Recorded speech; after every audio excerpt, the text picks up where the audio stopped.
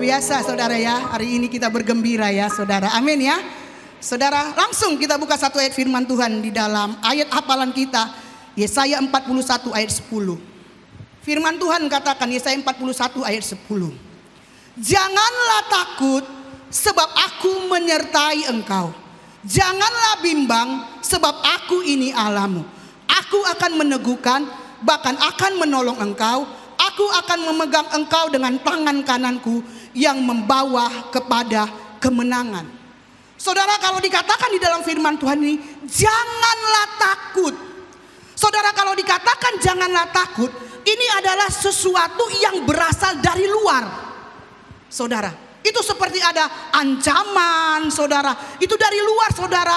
Itu seperti ada sesuatu yang kita alami, penyakit, intimidasi, saudara, penganiayaan. Mungkin kita dengar-dengar kabar-kabar, saudara, sehingga kita timbul ketakutan, saudara. Jadi yang dikatakan ini jangan takut itu bicara tentang kadang-kadang kita takut oleh karena apa yang ada dari luar. Kita dengar kabar, waduh, nanti kapal katanya apa? Sinyal kita ini bisa lama. Kemarin sampai tanggal 8, wah kita mulai takut. Bagaimana ini nanti? Waduh, kapal untuk membawa kebutuhan-kebutuhan di Pulau Nias ini itu nggak datang karena jalan terputus mulai dari Tarutung. Kita mulai mengalami ketakutan itu dari luar. Jadi jangan takut, itu seringkali membuat kita takut itu oleh karena apa yang dari luar. Tetapi dikatakan kalau kita bicara tentang yang namanya bimbang dan khawatir, itu seringkali berasal dari dalam. Kenapa saudari dari dalam? Iya, itu seringkali berasal dari dalam. Kenapa? Oleh karena kondisi hati kita yang gelisah. Oleh karena kondisi hati kita yang khawatir. Oleh karena kondisi hati kita yang terlalu terbebani dengan pemikiran-pemikiran, masalah-masalah sehari-hari yang kita hadapi. Kesusahan kita, kesulitan kita, itu timbul dari dalam hati kita. Jadi khawatir itu bukan dari luar, tapi takut itu seringkali dari luar, eksternal. Tetapi kalau yang namanya khawatir seringkali itu dari dalam hati kita, dari dalam keresahan kita, dari dalam kegelisahan kita, itu menimbulkan kita khawatir. Hari ini kita mau belajar satu firman Tuhan. Saya kasih tema, mengapa Anda tidak perlu khawatir. Saudara, mengapa Anda tidak perlu khawatir? Kekhawatiran tidak dapat mengubah masa lalu Anda. Setuju dengan saya? Kekhawatiran tidak dapat mengubah masa lalu Anda. Dan kekhawatiran tidak dapat mengendalikan masa depan Anda, saudara.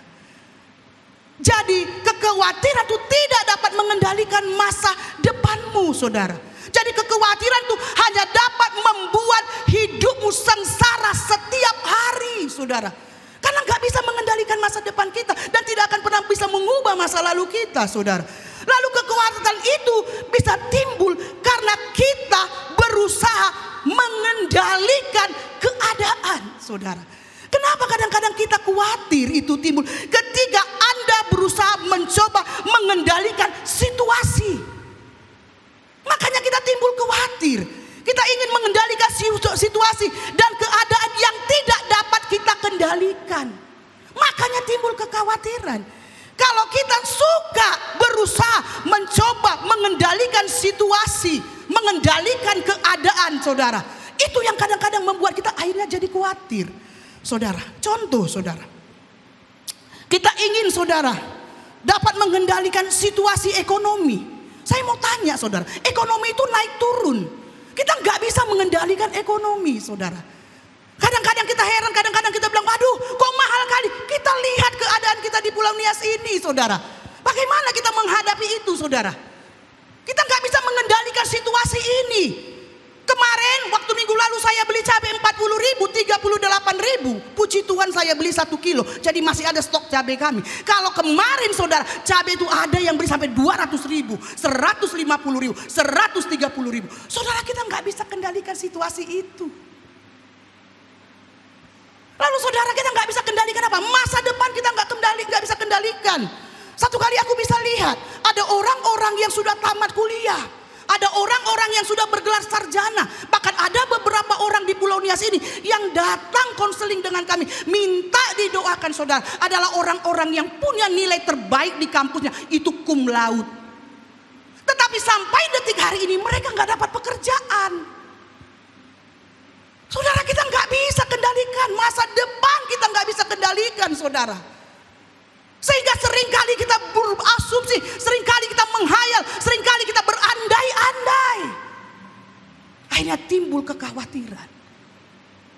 Saudara, kita juga nggak bisa mengendalikan apa? Anak-anak, kehidupan anak-anak kita. Saudara, ada satu ibu, satu kali kami pergi konseling beberapa minggu yang lalu. Waduh, dia begitu ekstrim, begitu intervensi dengan anak-anaknya. Dia bilang gak boleh gini, anaknya gak boleh. Kumpul dengan temannya gak boleh. Saudara, anaknya jadi stres. Kenapa saudara? Karena ibunya ketakutan muncul. Bagaimana kalau anak saya ini berteman dengan ini, pasti anak saya hancur. Bagaimana kalau nanti anak saya ini, saudara, enggak bisa kita kendalikan anak-anak kita saudara. Apalagi anak-anak kita jauh daripada kita nggak bisa kendalikan itu. Makanya pada waktu kita berusaha untuk mengendalikan itu semua saudara, maka kita akan menjalani kehidupan dengan penuh kekhawatiran. Kenapa? Karena kita nggak bisa kendalikan itu semua. Makanya kadang-kadang timbul kekhawatiran, timbul kecemasan, timbul kegelisahan, timbul kebimbangan saudara. Dan saya mau katakan, kenyataannya kekhawatiran tidak dapat menyelesaikan apapun juga. Katakan amin. Kalau kita khawatir, tidak akan pernah menyelesaikan apapun juga, saudara. Jadi hari ini saudara, khawatir itu saudara, mengapa kita tidak perlu khawatir? Yang poin yang pertama, khawatir adalah sesuatu yang tidak masuk akal. Saudara, ternyata khawatir itu nggak masuk akal saudara. Kalau kita lihat, kita buka Matius 6 ayat 25. Katakan firman Tuhan seperti ini saudara. Matius 6 ayat 25. Karena itu aku berkata kepadamu, janganlah khawatir akan hidupmu, akan apa yang hendak kamu makan dan minum. Dan janganlah khawatir pula akan tubuhmu, akan apa yang hendak kamu pakai. Bukankah hidup itu lebih penting daripada makanan, dan tubuh itu lebih penting daripada pakaian? Saudara, Tuhan Yesus berkata bahwa Anda tidak perlu khawatir tentang segala sesuatu yang bersifat sementara. Saudara, enggak boleh khawatir, enggak perlu khawatir dengan segala sesuatu yang bersifat sementara seperti makan, minum dan pakai. Saudara, enggak perlu kita khawatir. Saudara, kenapa? Karena kekhawatiran itu adalah sesuatu yang tidak masuk akal. Mengapa kekhawatiran itu dikatakan sesuatu yang enggak bisa masuk akal, saudara? Kenapa ya kekhawatiran tidak bisa masuk akal? Dikatakan tidak masuk akal. Karena jika Anda mengkhawatirkan sesuatu yang dapat diubah dan diselesaikan, kenapa Anda tidak mengerjakannya dan menyelesaikannya? Jadi kalau kekhawatiran itu adalah sesuatu yang dapat diubah, saudara, dan diselesaikan, kenapa Anda tidak mengerjakannya dan menyelesaikannya, saudara? Jadi kalau kita khawatir akan sesuatu yang dapat diubah, saudara, ngapain khawatir? Tinggal kerjakan, pasti selesai. Kok khawatir tentang makananmu?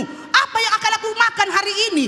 Saudara, jangan engkau ongkang kaki. Waktu engkau khawatir, berarti supaya engkau bisa makan, engkau harus bekerja. Karena hal itu bisa diubah.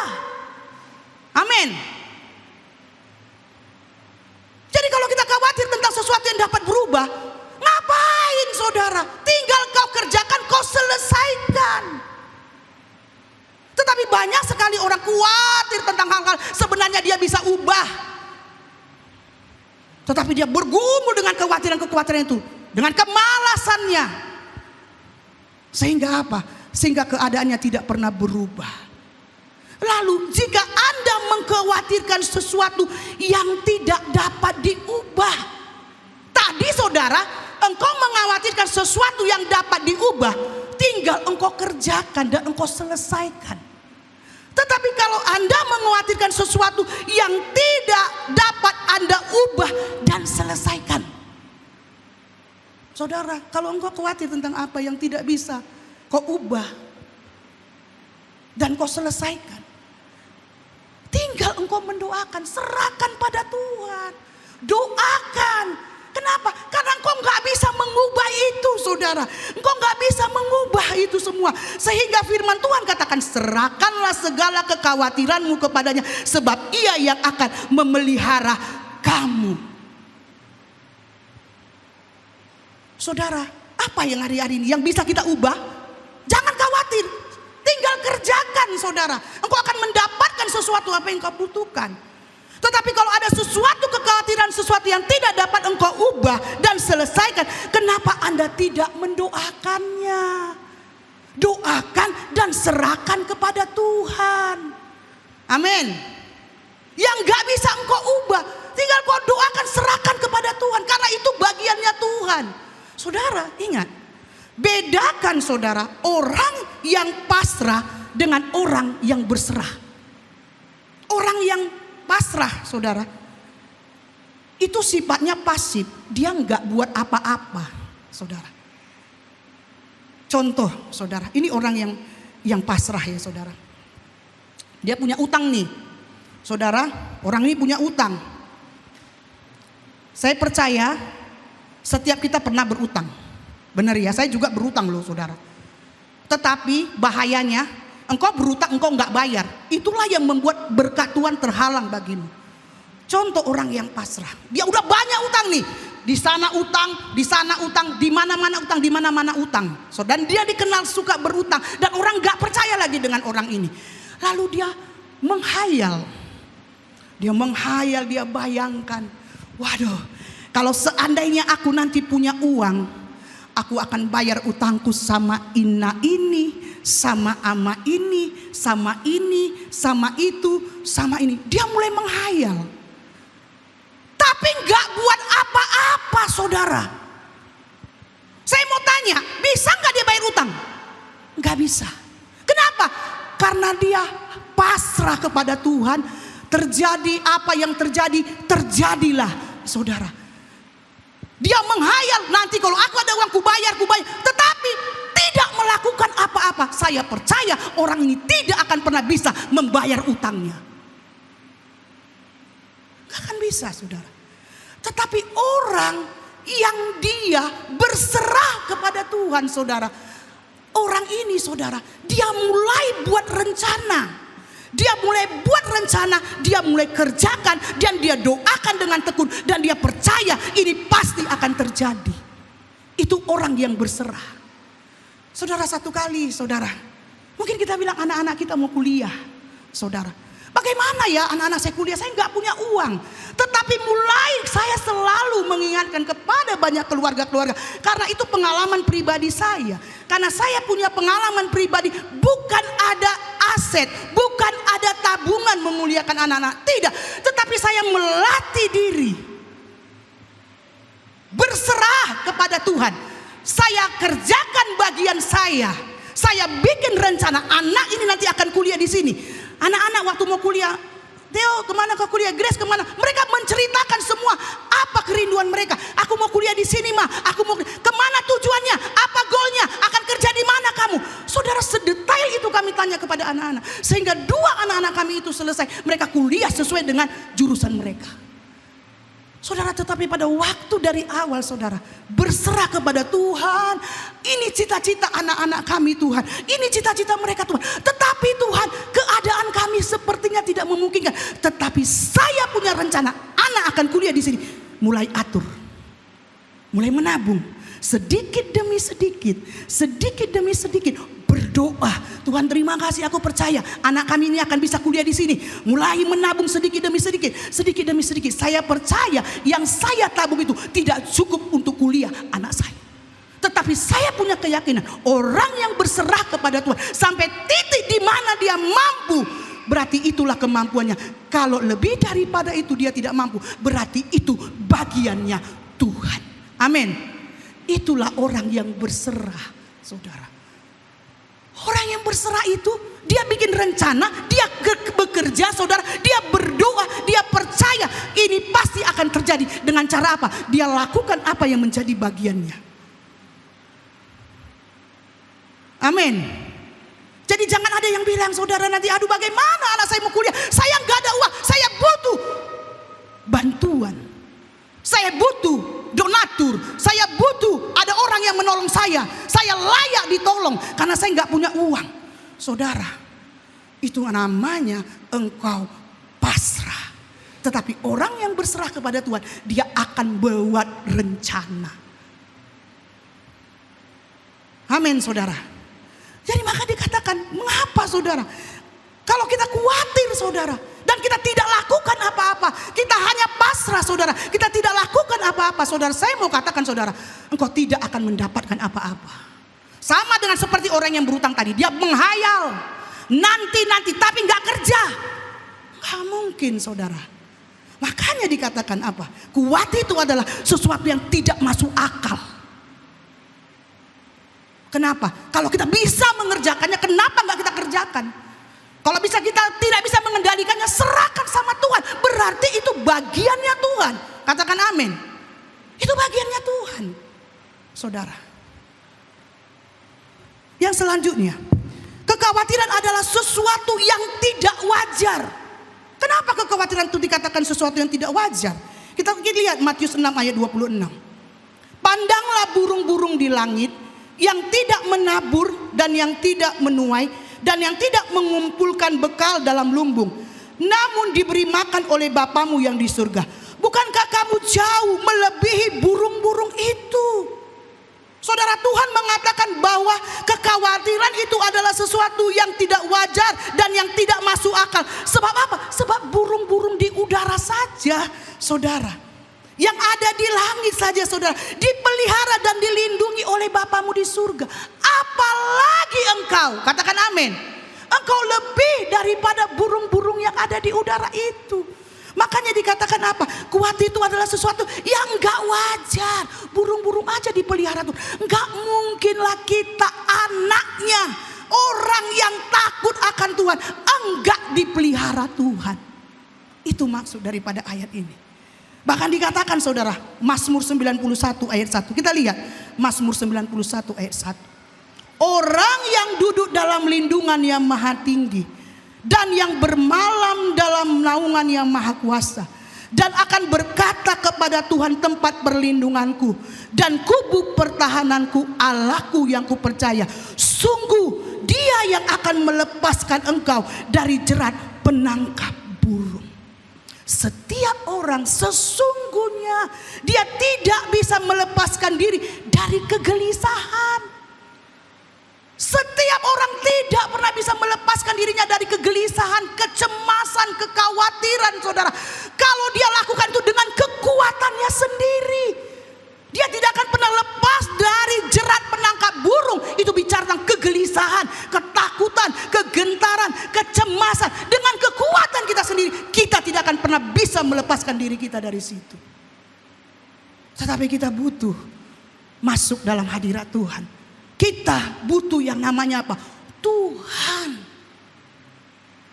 Dia yang akan terus melimpahkan kekuatan kepada kita. Saudara, satu kali saudara, ini kesaksian saudara.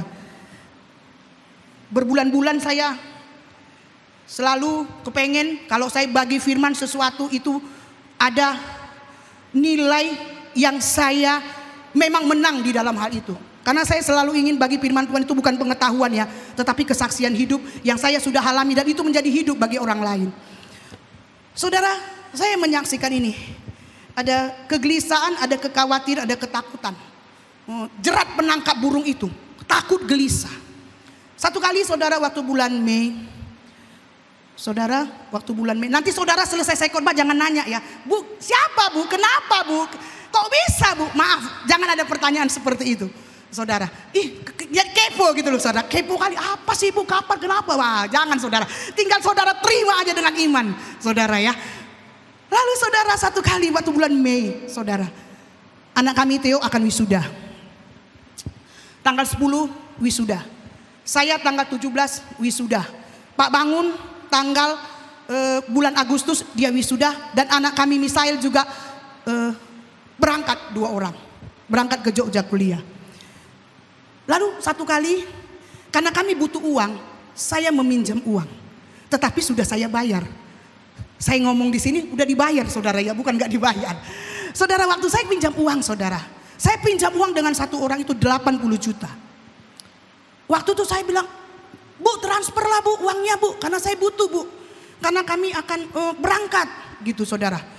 Lalu ibu itu bilang, oke Bu siap, karena kami berangkatnya Bu itu tanggal 4 Mei kami berangkat. Karena kami sampai di Bandung nanti beres-beres penginapan apa semua sama Theo. Lalu setelah itu keluarga itu mentransfer uang. Waktu dia transfer uang 80 juta ke rekening saya dengan 20 juta, enggak ada satupun yang masuk. Enggak ada yang bisa masuk uang itu ke rekening saya. Loh, kenapa saya kemarin baru ngambil uang bisa, baru transfer sama anak-anak bisa. Kenapa orang ini transfer uang ke rekening saya itu enggak bisa, saudara.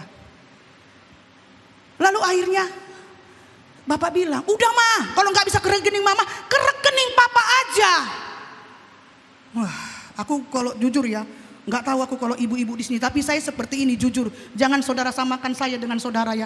Hanya saya yang seperti ini. Saya nggak tahan kalau uang besar di rekening suami saya. Lebih pantas kurasa itu ada di rekening saya. Aku nggak tahu kalau ibu-ibu yang lain, tapi saya rasa hanya saya yang seperti itu di tempat ini. Nggak ada yang lain. Lalu saudara, transfer ke rekening Bapak, uang itu masuk saudara, masuk semuanya, 4 kali transfer masuk. Lalu saya bilang begini sama Bapak, tetapi karena sering kali Bapak ini selalu bilang, mah agak-agak bertahan dulu uang itu sekali-sekali di rekeningku, kenapa? Itu ada selalu bahasa itu dengan saya. Jadi saya menghargailah Bapak ini. Saya bilang udahlah bertahan aja lah dulu uang itu di situ, bertahan di situ. Saudara, itu hari Jumat uangnya masuk ke rekening Bapak.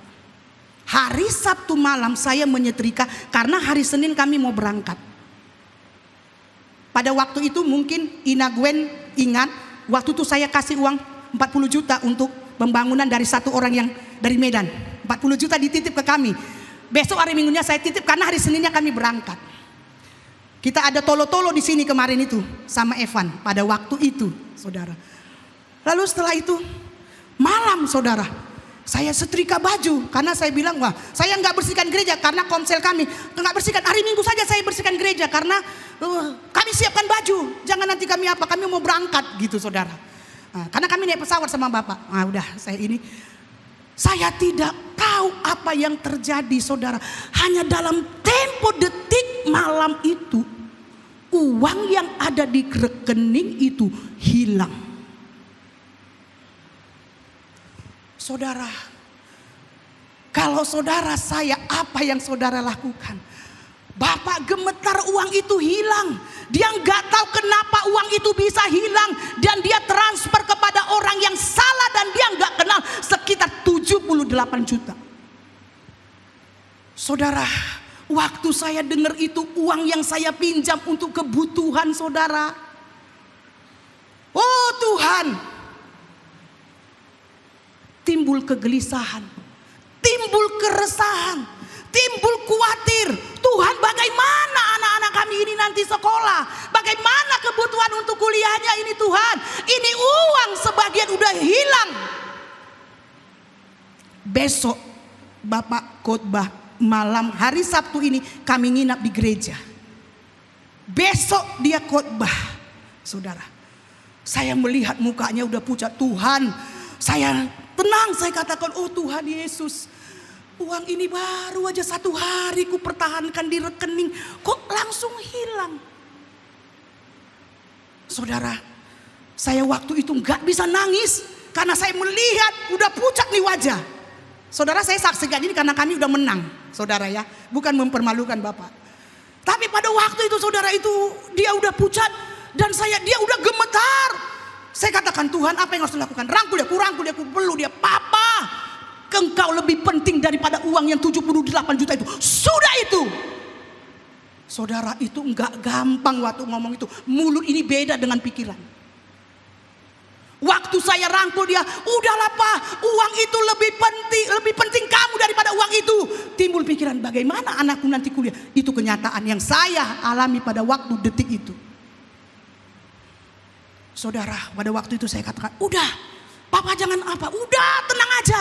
Uang itu bisa dicari, kamu gak bisa diganti. Tenang, aman itu, Tuhan pasti akan menolong kita. Mulut mengatakan pasti akan ditolong, tapi pikiran, bagaimana ini Tuhan? Itu uang dalam posisi utang. Itu utang saudara yang harus diganti, hilang dan harus diganti. Saudara, saya mulai gelisah, saya mulai takut, saya katakan Tuhan. Tetapi pada waktu malam itu karena saya lihat, saya katakan Tuhan, aku bersyukur kepadamu. Aku percaya, saudara, setiap orang sesungguhnya tidak dapat melepaskan dirinya dari jerat penangkap burung, dari kegelisahan, dari keresahan, dari kekhawatiran dengan kekuatannya sendiri. Tapi pada waktu itu saya masuk ke hadirat Tuhan, saya berdoa saudara, saya menyembah Tuhan. Malam itu kami datang ke gereja. Tanggal 3 Mei kami nginap di gereja. Anak-anak tidak tahu keadaan itu, tetapi kami tengah malam bapak gak bisa tidur. Saya gelisah. Wah Tuhan, uang belum dipakai. Pikiran saya harus dibayar nanti. Udah hilang dan harus dibayar sama ibu yang transfer itu. Saudara, saya gelisah dan saya khawatir, saya takut, saya nangis. Langsung saya berdoa, saya ambil waktu, saya berbahasa roh. Saya doa. Saudara, akhirnya saya tenang. Saudara, saya mau katakan saudara, hanya Yesus Tuhanlah yang sanggup melepaskan Anda dari kegelisahan. Katakan amin.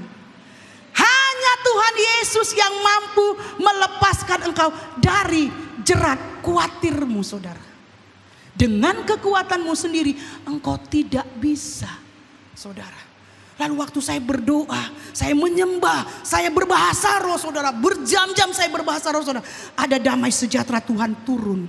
Hati saya damai, hati saya tenang. Saudara, saya katakan terima kasih Tuhan. Aku percaya engkau akan menyertaiku. Aku percaya engkau akan menyelesaikan semuanya. Berarti anak-anakku, wisuda suamiku, semua yang akan ke depan ini, itu bagiannya Tuhan.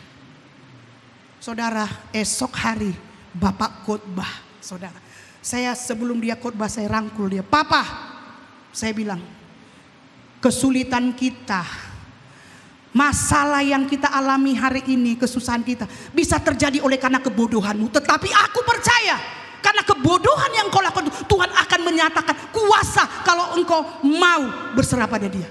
Saya rangkul dia khotbah. Ibadah 1, ibadah 2. Lalu saudara, selesai ibadah, ada perkumpulan di sini saudara. Saya dapat tanda dari Tuhan. Waktu saya mau selesai, ada satu ibu, dia datang kepada saya. Dia bilang begini, ibu, Tuhan suruh saya kasih berkat sama ibu. Dia masuk ke ruangan di kantor, dia kasih. Saudara, orang yang udah kehilangan uang saudara, pasti waktu disalam ngeraba ini tipis atau tebal, jujur. Itu saya saudara. Waktu saya salam, oh Tuhan terima kasih. Saya salam, terima kasih Tuhan. Tuhan akan memberkati ibu tuh. Itu tanda pertama bahwa Tuhan akan mencukupkan apa yang kami perlukan. Saudara, saya mau katakan saudara, kalau kita resah, gelisah, kita lepas dari semua itu, oleh karena kekuatan kita sendiri, kita akan stres. Lalu saudara, poin yang selanjutnya, Matius 6 ayat 27. Kekhawatiran itu tidak mendapat menolong Anda keluar dari masalah. Saudara, di dalam Matius 6 ayat 27 bilang begini, siapakah di antara kamu yang karena kekhawatirannya dapat menambah sehasta saja pada jalan hidupnya? Enggak ada yang dapat menambah. Bahkan keadaan engkau makin stres saudara. Tetapi pada waktu keadaan itu saya alami, saya serahkan kepada Tuhan, saya berdoa, ada damai sejahtera Tuhan turun saudara. Dan saya mau saksikan hari ini saudara, waktu kami berangkat saudara, bulan 5, 17 Mei saya wisuda. Kami pulang tanggal 19 Mei ya, 20 Mei kami balik. Karena kami belum mengantar anak-anak. Karena anak-anak bulan 7 tanggal 28 Juli kami berangkat. Saudara, mulai dari saat itu saya percaya saja. Saya kadang-kadang timbul, aku lihat Bapak, aku lihat wajahnya. Soaya, kalau di rekeningku kian uang itu pasti nggak hilang. Intimidasi lagi saudara. Aduh, inilah perempuan, ibu-ibu ini perlu bertobat seperti saya ini. Saya tengok dia, soaya. Aduh, 78 juta hilang. Tetapi saya nggak ucapkan, tetapi saya tengok dia, soaya. Mungkin hanya saya iya gitu saudara. Aduh, kalau dijadikan emas, udah berapa puluh gram emas, ini hilang dengan sia-sia. Tetapi saya bilang hanya di dalam hati saya nggak bilang karena saya nggak sanggup melihat suami saya itu stres. Kalau ada istri-istri segini mampu melihat suaminya stres, aku nggak sanggup. Jadi aku bilang, aduh Tuhan, terima kasih Tuhan. Aku percaya Tuhan akan lakukan. Saudara, seiring waktu berjalan saudara, saya pegang satu ayat firman Tuhan saudara, yang ada tertulis di dalam Yohanes 14 ayat 27.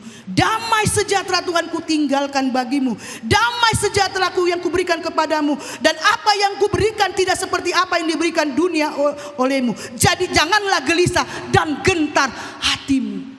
Tuhan kasih damai sejahtera kepada saya. Dan saya mau saksikan saudara, waktu kami mau berangkat bulan Juli akhir, kami harus lewat Medan karena harus berdoa Joy dan Misael sama neneknya, sama saudara-saudara di sana. Saudara, sampai kami mau berangkat saudara, ajaib Tuhan itu, ajaib. Kami sebelum berangkat, kami membayar utang kami 60 juta. Sebelum kami berangkat ke Jawa mengantar anak-anak kami ke Medan, belum lagi Bapak wisuda. Saudara, sebelum berangkat saya sudah lunaskan utang saya 60 juta. Jadi utang saya tinggal 20 juta. Sampai orang yang ngasih itu, mungkin kalau saya menyaksikan ini, ibu yang mendengarkan itu dia kaget bahwa uang yang dia transfer itu hilang sama sekali. Dan saya harus ganti itu. Jadi sebelum kami berangkat, 3 hari kami belum berangkat, saya sudah bayar 60 juta. Saya nggak tahu dari mana. Ada mujizat, ada kemurahan, ada ajaib pekerjaan Tuhan bagi semua keperluan-keperluan kami. Pada waktu kita belajar apa? Menyerahkan semua kegelisahan, ketakutan kita kepada Tuhan. Tuhan buka jalan. Jadi apa yang gak bisa kita kendalikan, saya gak bisa kendalikan itu lagi. Dari mana? Siapa lagi yang mau saya pinjam? Bagaimana saya mau membayar itu? Gak ada lagi di dalam pikiran saya. Saya hanya apa? Gak bisa lagi saya mengendalikan itu. Saya tinggal serahkan pada Tuhan. Ini Tuhan, kegelisahanku, ini ketakutanku Tuhan, ini kekhawatiranku Tuhan, tolong Tuhan. Puji Tuhan, 3 hari sebelum kami berangkat, saya bayar 60 juta. Saudara, dan sampai saya berdiri di tempat ini, saya nggak punya utang lagi 1 rupiah pun. Beri kemuliaan dulu kepada Tuhan saudara. Saudara harus punya pengalaman yang ajaib dengan Tuhan. Saudara, itu yang saya alami saudara. Jadi makanya dikatakan waktu kita khawatir, kekhawatiran itu tidak dapat menolong Anda keluar dari masalah. Bahkan kalau engkau khawatir mengasihani diri sendiri, menghakimi, mengintimidasi orang yang mungkin merugikan engkau, mungkin menghancurkan keadaanmu, kita akan makin stres. Keadaan tidak akan pernah berubah. Saudara, serahkan khawatirmu kepada Tuhan. Poin yang selanjutnya, kekhawatiran adalah sesuatu yang tidak diperlukan. Sebenarnya kita nggak perlu khawatir. Kekhawatiran itu adalah sesuatu yang tidak diperlukan. Kalau kita lihat di dalam Matius 6 ayat 30. Jadi jika demikian Allah mendandani rumput di ladang yang hari ini ada, besok dibuang ke dalam api. Tidakkah ia akan terlebih lagi mendandani kamu, hai engkau orang yang kurang percaya? Dia bilang saudara, jika Anda percaya kepada Tuhan Yesus, Anda tidak perlu khawatir. Mengapa saudara? Anda tidak perlu khawatir karena Tuhan sudah berjanji, saudara. Dia udah janji, saudara. Kekhawatiran itu adalah sesuatu yang tidak diperlukan. Dia janji, Allahku akan memenuhi segala keperluanku di dalam kekayaan dan kemuliaan di dalam Kristus Yesus Tuhan. Jadi kita nggak perlu khawatir, saudara. Itu Filipi 4 ayat 19 bilang begitu. Allahku akan mencukupkan segala keperluan kebutuhanku di dalam kekayaan dan kemuliaan di dalam Kristus Yesus. Dan itu yang kami alami. Kami melihat kuasa mujizat Tuhan terjadi, saudara. Kami enggak lagi memikirkan kok bisa. Sampai heran, saudara, kok bisa ya Pak? Kok bisa kita bayar sementara kita mau berangkat, ini uang harus banyak diperlukan, kita harus begini. Kami enggak tahu, uang itu enggak terkumpul, tetapi ada, saudara. Kalau udah terkumpul udah hebat, oh ada uang sekian ratus, oh kita berangkat, kita begini. Ini enggak ada, tetapi apa saudara? Ada kemurahan Tuhan yang Tuhan nyatakan. Saya selalu minta, saya enggak minta tanda, tapi seringkali saya, kalau saya ingin melakukan sesuatu, saya bilang begini, saya dalam hati saya semoga ada sesuatu yang meneguhkan ya, yang meneguhkan apa yang saya lakukan. Satu kali anak kami, Joy dan Misael, mereka bilang mereka mau kuliah. Saya bilang, ya udah berdoa nak, kemana kamu berdoa saja. Lalu waktu mereka, saya bilang berdoa, pasti Tuhan akan cukup. Itu tahun lalu, saudara, tahun lalu. Waktu kami selesai doa, saudara, tiba-tiba ada yang telepon saya. Dia bilang begini, Kak, kapan adik-adik kuliah? Saya bilang, tahun depan. Kenapa? Oh iya, Kak, kami sepakat loh Kak, suami istri. Kami mau jadi donatur tetap sama adik-adik. Hah? Oh iya? Iya. Jadi nanti kami Kak kirim bulan 6 dengan bulan 12 Kak untuk kuliah adik-adik Kak. Tapi adik-adik kuliahnya tahun depan. Saya bilang gak apa-apa Kak. Besok bulan depan aku langsung transfer Kak. Aku langsung transfer. Saudara, selalu saudara, ada tanda mujizat. Ada peneguhan Tuhan. Saya selalu kalau saya ingin melangkah sesuatu yang itu, sesuatu yang jangka panjang, saya selalu bukan minta tanda, tetapi saya bilang Tuhan, teguhkan rencana ini Tuhan. Teguhkan Tuhan. Saya ingin Tuhan meneguhkan saya. Ada dasarnya Tuhan. Kami boleh bertindak, kami boleh melangkah. Percaya bahwa Tuhan pasti akan menyertai itu. Saudara, puji Tuhan saudara. Ada tanda mujizat. Saudara, kalau engkau adalah orang yang sungguh di dalam Tuhan saudara. Engkau bergantung sepenuhnya kepada Tuhan. Apapun yang engkau lakukan selalu Tuhan kasih tanda mujizat. Katakan amin. Ada tanda mujizat. Ada sesuatu yang Tuhan kata, yes Tuhan. Memang saya mau katakan enggak langsung penuh. Tetapi itu tanda saudara. Sama dengan seperti saya waktu saya mau berangkat esoknya, waktu uang kami hilang, ada satu ibu yang mengasihi saya. Itu saya katakan itu sebagai tanda peneguhan dari Tuhan. Bahwa segala sesuatunya ada dalam penyertaan Tuhan. Saudara, hari ini apa yang membuat engkau khawatir? Adakah kekhawatiranmu? Kekhawatiranmu yang masih bisa kau ubah. Kekhawatiranmu, ketakutanmu yang masih bisa kau ubah. Saudara, yang sementara itu tinggal engkau kerjakan. Selesaikan saudara. Engkau akan mendapatkan apa yang kau inginkan. Tetapi ada sesuatu yang tidak bisa kau ubah. Enggak bisa lagi. Berarti itu bagian engkau harus serahkan itu kepada Tuhan. Karena itu adalah bagiannya Tuhan. Hari ini saudara, apa kekhawatiranmu? Ada ketakutanmu? Ada kecemasanmu? Engkau gelisah? Engkau cemas? Engkau ragu? Engkau bimbang saudara? Engkau gak bisa saudara, dengan kekuatanmu sendiri engkau tidak akan pernah bisa lepas dari jerat penangkap burung. Itu bicara tentang kegelisahan dan kekhawatiranmu.